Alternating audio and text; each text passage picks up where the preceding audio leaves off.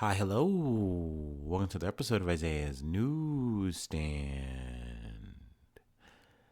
It's your host, Isaiah Edwards.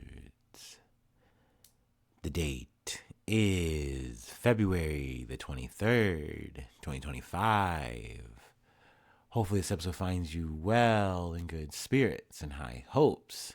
As for me, I'm doing pretty good. I will say it looks like I caught something. It looks like I'm on sicko mode. But overall, today has been good. We got up, started, pretty early. I think after resting from coming home last night, I got up around like 9-ish and kind of knew my energy was probably going to be limited because I realized last night I was sick. So I was like, let's go get groceries done. Let's go do the gym, even though I know I'm gonna hate it because I'm achy and I'm like I woke up tired. My throat felt bad, but I was like, let's just get these things done. So we did. I will say, despite me feeling like shit, gym went really well. So that's good that we were able to power through it. I always love when I'm able to, knock it out despite not being at 100%. But after that, I treated myself to Smoothie King. Got me a lemon twist strawberry, which was nice. I haven't had a smoothie in like a while. So that was refreshing. Came home, took a nice nap, which was good. I'm still not, I woke up not feeling 100% still, of course, but hey, we'll take what we can get. But let's see. About last night, let's go ahead and talk about that.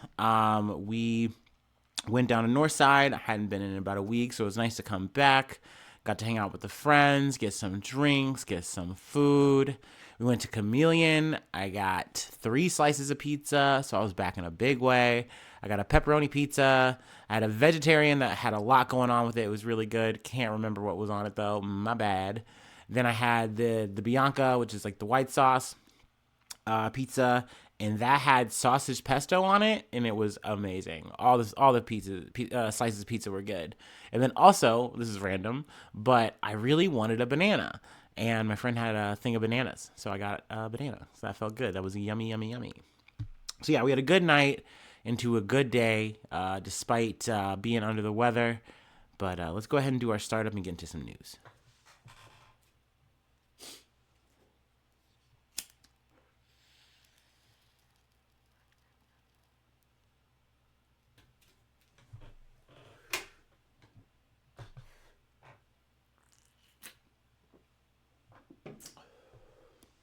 Actually, I say let's get started, but I lied. I got a treat for myself that I wanted to try and review real quick before we get into it. Let's see if I can open it up. It is the Post Malone Oreos. Posties swirled salted caramel and shortbread flavor cream. So let's go ahead and try a couple of these real quick and then we'll get into it. Hopefully this isn't hard to open. There we go. All right. Gotta say off rip, they smell pretty good, so that's nice. Like I said, I'll try a couple of them. Got a little shortbread side and a chocolate side. Got the swirl action. All right, let's just take a bite.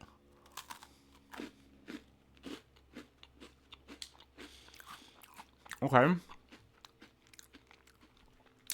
gonna say they're really good, but I like things really sweet, so that doesn't bother me. All right. Well, this is probably bad ASMR, but I'm going to pack them back in. All right.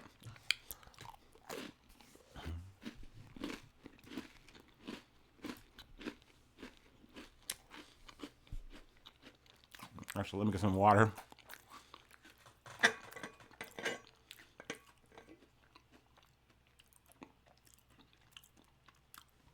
Definitely pretty good. I should not eat all these, but I could.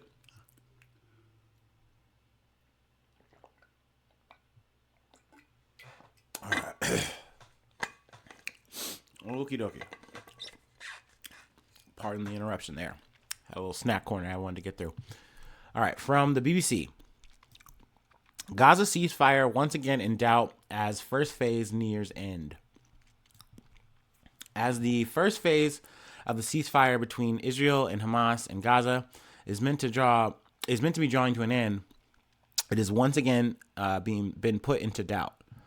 After the last 6 living Israel hostages due to be released in this phase were freed, more than 600 Palestinian prisoners were due to be released by Israel in exchange, the biggest number so far to be freed in one go.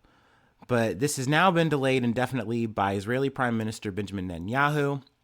His demand that Hamas must stop what he called its cynical use of hostages for propaganda purposes. Hamas has in turn accused Israel of deliberately trying to disrupt the ceasefire agreement. They go through a quick recap of, some of the stuff we've been talking about, over the week. Excuse me. But naturally, I think this is fucked up. It feels like this is a tit for tat situation from Israel because they didn't like the display. They didn't like the Vampire Weekend situation on Thursday with Netanyahu. So they're taking it out on, the people that they have as prisoners, the people that they are more or less holding as hostage. So, it's a shame that people were waiting, throughout the night for their family to finally come home. And that didn't happen, despite, Hamas doing what they said they were going to do here. So, I'll keep you posted on any updates from this situation and just, obviously out of Gaza in general. But yeah, I wanted to start there. Let's move to France from the BBC. 1 dead and police hurt in knife attack in France. 1 person has been killed and 5 police officers injured in a knife attack in the eastern French city of Mulhouse. A 37-year-old Algerian man was arrested at the scene, and the prosecutor has opened a terrorist inquiry because the suspect reportedly shouted Allahu Akbar, or God is great. The man injured 2 police officers seriously, 1 in the neck and 1 in the chest. A 69-year-old Portuguese man who tried to intervene was stabbed and killed. The suspect was subject to a deportation order because he was on a terrorism watch list, according to the local prosecutor. President Emmanuel Macron said there was no doubt it was an Islamist terrorist attack. Let's see here, scrolling ahead a bit.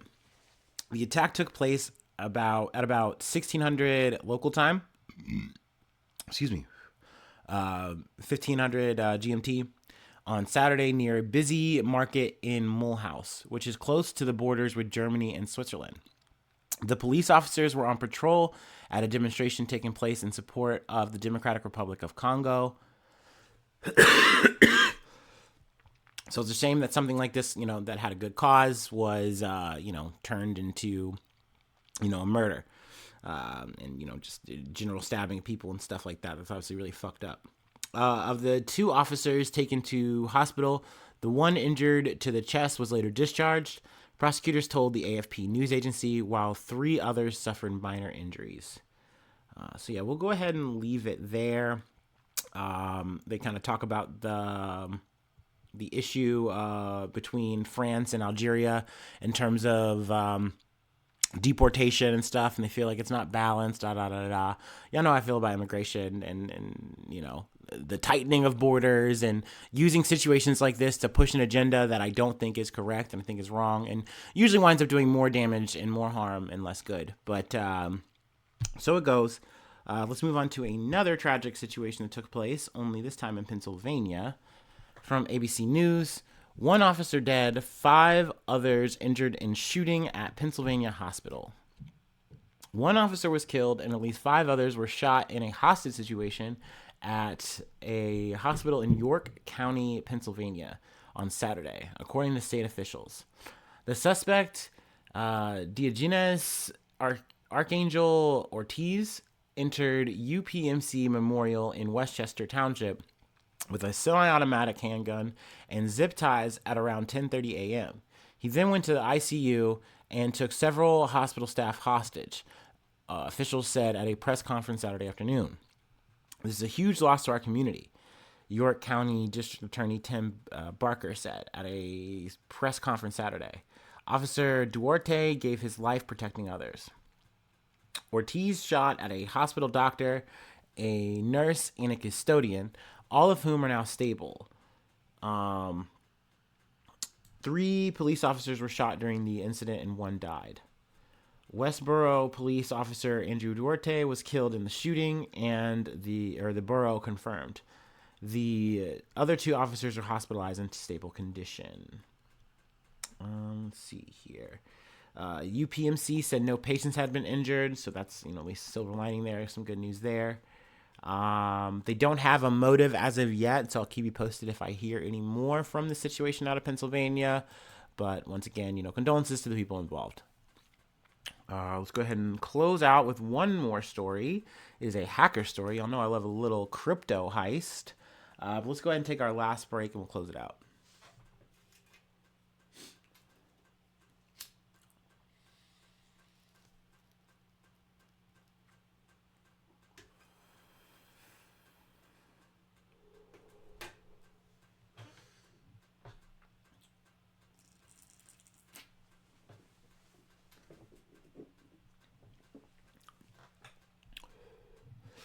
All right. Our last story comes out of NBC News. Hackers steal $1.5 billion from exchange Bybit in biggest ever crypto heist. Bybit, a major cryptocurrency exchange, has been hacked to the tune of $1.5 billion in digital assets in what's estimated to be the largest crypto heist in history. The attack compromised Bybit's cold wallet, an offline storage system designed for security. The stolen funds, primarily in Ether, were quickly transferred across multiple wallets and liquidated through various platforms. Please rest assured that all other cold wallets are secure. Ben Zhao, CEO of Bybit, posted on X. All withdrawals are normal. Blockchain analysis firms, including Elliptic and Arkham Intelligence, traced the stolen crypto as it moved to various accounts and swiftly offloaded. The hack far surpasses previous thefts in the sector, according to Elliptic. That includes the $611 million stolen from Poly Network in 2021 and the $570 million drained from Binance in 2022. Analysts at Elliptic later linked the attack to North Korea's Lazarus Group, a state-sponsored hacking collective notorious for siphoning billions of dollars from the cryptocurrency industry. The group is known for exploiting security vulnerabilities to finance North Korea's regime, often using sophisticated laundering methods to obscure the flow of funds. We've labeled the thief's address in our software to help prevent these funds from being cashed out through any other exchanges, said Tom Robinson, a chief scientist at Elliptic, in an email. The breach immediately triggered a rush of withdrawals from Bybit as users feared potential insolvency. Zhao said outflows had stabilized. To reassure customers, he announced that Bybit had secured a bridge loan from undisclosed partners to cover any unrecoverable losses and maintain operations. The Lazarus Group's history of targeting crypto platforms dates back to 2017, when the group infiltrated 4 South Korean exchanges and stole $200 million worth of Bitcoin. As law enforcement agencies and crypto tracking firms work to trace the stolen assets, industry experts warn that large-scale thefts remain a fundamental risk. The more difficult we make it to benefit from crimes such as this, the less frequently they will take place, Elliptic's Robinson wrote in a post. Just closing out with some thoughts on this. These things can happen anytime, all the time. If someone's going to try to steal something, they have the means, they're going to make it happen. But when it just comes to cryptocurrency, I just feel like, once again, it is a field in which it is trying to become more and more legitimate, more and more just like, hey, we're here. We can facilitate anything you need. You can do this, you can do that. Cryptocurrency is the future. It's going to be just like money. But yet no one's running, into my bank and, just siphoning a bunch of money like that, And if it was, then you really wouldn't feel that secure in your bank, right? So it's one of the many reasons why I'm just like, man, yeah, crypto is always going to feel weird. It's never going to feel safe, at least to me. But yeah, y'all know I love a good heist. Y'all know I love a good cryptocurrency situation. So I wanted to go ahead and close out with that. But yeah, that'll be the episode for today. No shilling. It's Sunday. So thanks so much for tuning in. Thanks so much for being a friend. And hopefully I see you soon for some more good news. I love ya. Bye-bye. Mwah.